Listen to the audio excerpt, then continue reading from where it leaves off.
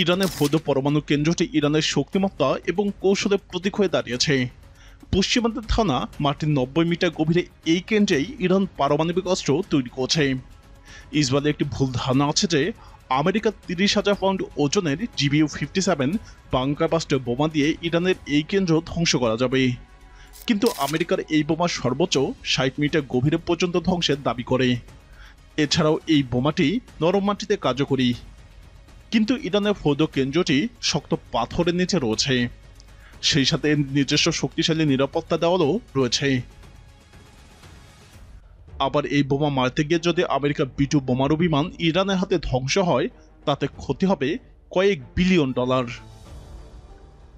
ইরানের ফোর্দো পারমাণবিক স্থাপনা বা Fordow fuel enrichment plant FFEP বিশ্বের অন্যতম নিরাপদ এবং সুগোপন পরমাণু স্থাপনাগুলোর মধ্যে একটি হিসেবে বিবেচিত।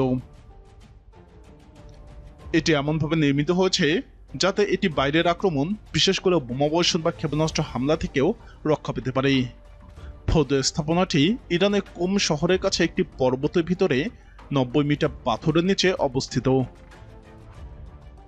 এর অবস্থান এতটাই গভীর এবং দুর্গম যে আমেরিকান GBU-28 বা GBU-57 বাংকার বাস্টার ধরনের গভীর অনুপ্রবেশকারী বোমাও এর কার্যকারিতা সম্পূর্ণরূপে ধ্বংস করতে পারবে কিনা সে ব্যাপারে জোরালো সন্দেহ রয়েছে। ফোর্দো স্থাপনাটিকে ঘিরে রয়েছে ভারী সামরিক প্রহরা, উচ্চ প্রযুক্তির রাডার এবং আকাশ প্রতিরক্ষা ব্যবস্থা। সেখানে নিয়োজিত রয়েছে অ্যান্টি এয়ারক্রাফট ইউনিট, আকাশ প্রতিরক্ষা মিসাইল এবং প্রবেশের প্রতিটি পথে রয়েছে কড়া নজরদারির আওতায়। এটি শুধু একটি প্রযুক্তিগত স্থাপনাই নয়, বরং এটি একটি সামরিক প্রতিরক্ষামূলক দুর্গ। আমেরিকার প্রেসিডেন্ট ডোনাল্ড ট্রাম্প ইরানের পারমাণবিক স্থাপনায় হামলার চিন্তা করছেন। কর্মকর্তারা এবং বিশেষজ্ঞরা বলছেন এই কাজের সবচেয়ে উপযোগী অস্ত্র হল আমেরিকার 30,000 পাউন্ড ওজনের বাংকার বাস্টার বোমা। তারা জানান এই বোমাই ইরানের ফোর্দো ফুয়েল এনরিচমেন্ট প্ল্যানের মতো মজবুত পারমাণবিক স্থাপনা ধ্বংস করতে পারে। এই বোমার আনুষ্ঠানিক নাম GBU-57AB ম্যাসিভ অর্ডিন্যান্স পেনেট্রেটর বা MOP। এটি এখনও যুদ্ধক্ষেত্রে ব্যবহার করা হয়নি, তবে আমেরিকান বিমান বাহিনীর তথ্য অনুযায়ী এই বোমাটি তৈরি করা হয়েছে শত্রুর গোপন ও সুরক্ষিত স্থাপনায় থাকা গণবিধ্বংসী অস্ত্র ধ্বংসের উদ্দেশ্যে। 30,000 পাউন্ড ওজনের এই বোমায় রয়েছে প্রায় 60,000 পাউন্ড উচ্চ বিস্ফোরক।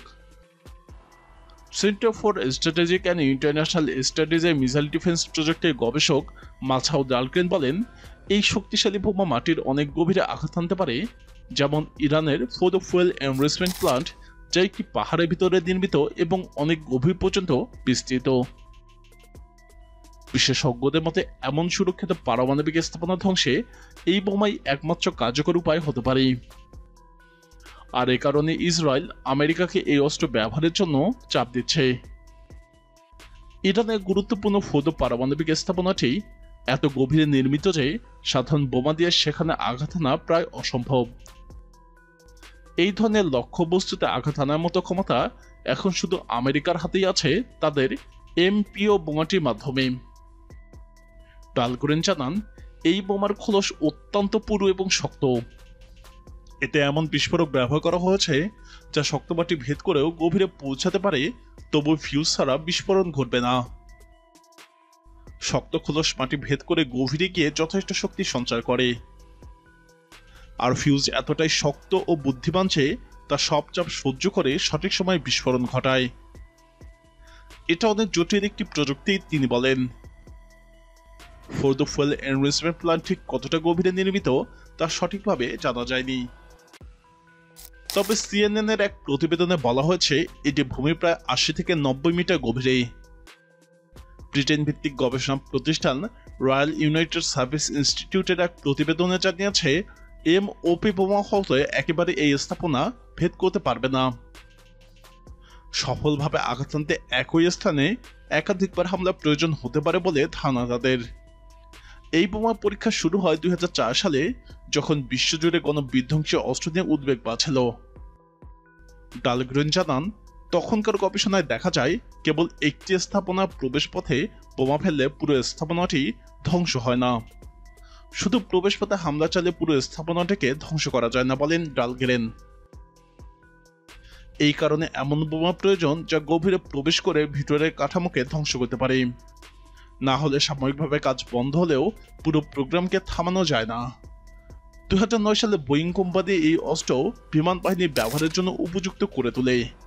বর্তমানে শুধু আমেরিকান এয়ারফোর্সের B-2 স্পিরিট বিমানেই এই বোমা বহন সম্ভব।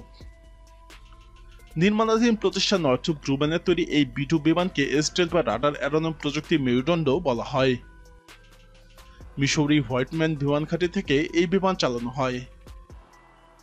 এটি প্রথমবার প্রকাশ্যে আনা হয় 1988 সালের নভেম্বরে। 2024 সালে আমেরিকা ইয়েমেনে ইরান সমর্থিত হুতিদের বিরুদ্ধে হামলায় এই বিমান ব্যবহার করেছিল। লক্ষ্য ছিল হুতিদের ভূগর্ভস্থ অস্ত্রের গুদাম। দুজন পাইলট মিলে চালানো এই বিমান জ্বালানি না নিয়ে প্রায় 6000 নটিক্যাল মাইল পর্যন্ত উঠতে পারে। ইউএস এয়ারফোর্স বলছে এর রাডার এড়ানো ক্ষমতাকে শত্রুর কঠিনতম প্রতিরক্ষা ভেদ করে সবচেয়ে সুরক্ষিত লক্ষ্যে পৌঁছাতে সাহায্য করে। আমেরিকার কাছে ঠিক কতগুলো MOP বোমা আছে তা স্পষ্ট নয়। 2009 সালে তারা বোয়িং বিমান বাহিনীকে 20টি বোমা সরবরাহ করেছিল। 2015 সাল পর্যন্ত এই সংখ্যায় জানানো হয়। ডাল গ্রেনের ধারণা বর্তমানে আমেরিকার মজুদে আনুমানিক 30টি MOP রয়েছে। ফৌদ মূলত ইউরেনিয়াম সমৃদ্ধকরণের জন্য ব্যবহৃত হয় এবং এটি 1900-এরও বেশি IR-1 এবং উন্নত IR-6 ধরনের সেন্ট্রিফিউজ দিয়ে ইউরেনিয়াম সমৃদ্ধ করতে সক্ষম।